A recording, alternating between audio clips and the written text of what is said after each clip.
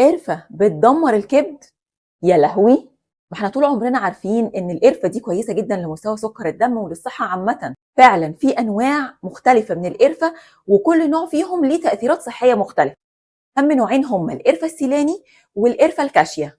وبالرغم من ان النوعين دول الاتنين بيقللوا مستوى سكر الدم وبينظموه، لكن القرفة السيلاني هي اغلى، اقل انتشارا، اقل في النكهة.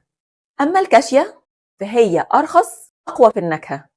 المشكلة بقى إن القرفة الكاشية دي تحتوي على مادة خطيرة جدا، هتسبب لك مشاكل في الكبد، هتزود لك الحساسية في جسمك، هتزود فرص الإصابة بالسرطان، وبتزود قراح الفم، تأثر سلبا على التنفس.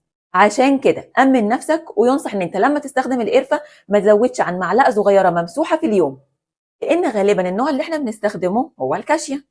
اللي يعرف مصدر موثوق للقرفة السيلاني يفيدنا أفادكم الله.